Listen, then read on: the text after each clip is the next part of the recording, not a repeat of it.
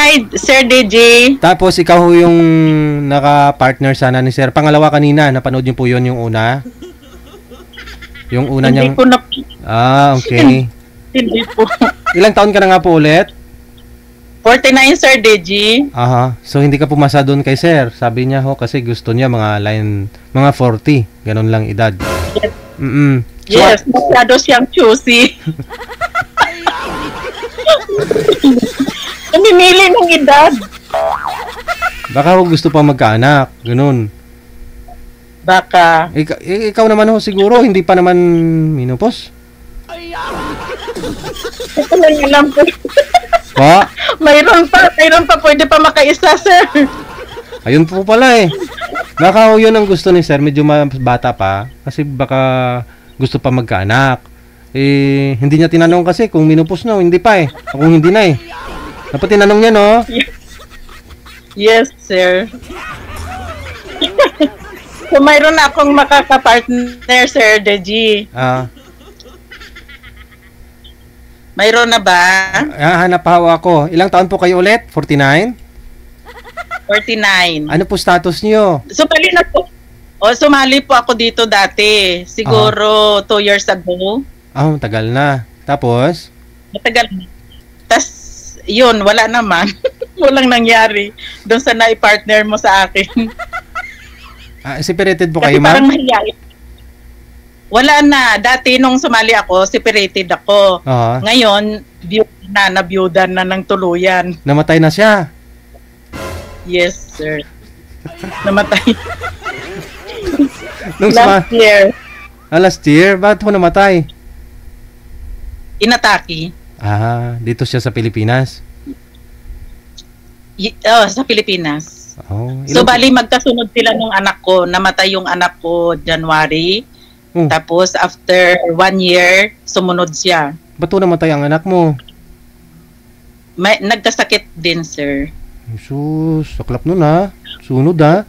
So, ilan po yung anak mo? 3 sila. So, yung panganay ko yung nakatay. Tapos, yung pangalawa ko may asawa na. Yung bunso ko, yun ang college ngayon, nag-aaral siya. Yung panganay niyo, walang asawa ho yun? Yung namatay? Wala po. Siya, Jading. Ay, anong sakit? Yung nagkasakit sa baga. Ngayon si mister mo inatake. Ito ako, Sir Deji. Ilonggagali ikaw. Ilongga. So ano nakasubaybay kita mo. Wow. Anong hanap mo sa isang lalaki ngayon na mapapangasawa mo? Kay byuda ka na? Ay, about siyempre seryoso gid, Sir DJ. Yung forever na siyempre forever na. Yung pakasalan ka. Pakasalan ka kasi pwede ka na pakasalan. Sir DJ, basta yung magkasundo kaming dalawa. Ayaw mo rin na pakasalan ka. Kung gusto niya magpakasal kami, di okay lang din. Pero kung di okay, basta magkasundo. Okay lang po sa'yo na hiwalay, hindi annulled o ano?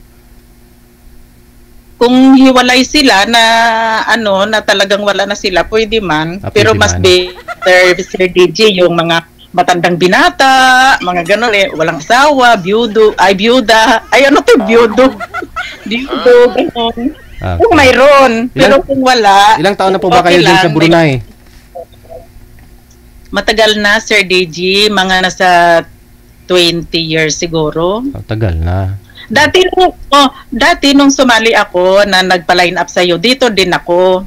Tapos sabi ko nga doon sa usap ko na pwede kang pumunta dito kung kasi ba yun siya? Electrical yata yun yung work niya. So, sayang naman, hindi ko kayo wala naman.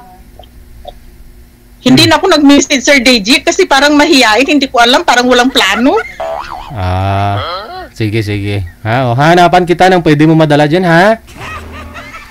Okay. Standby ka lang po sa linya. Okay. Skilled worker, pwede po, no? Padala ho ni ma'am sa Brunei. Edad niya 49 ngayon. Nung una niyong sumali dito, 47 pa lang. Hiwalay pa lang. Ngayon ho, byuda na talaga. Nasa Brunei.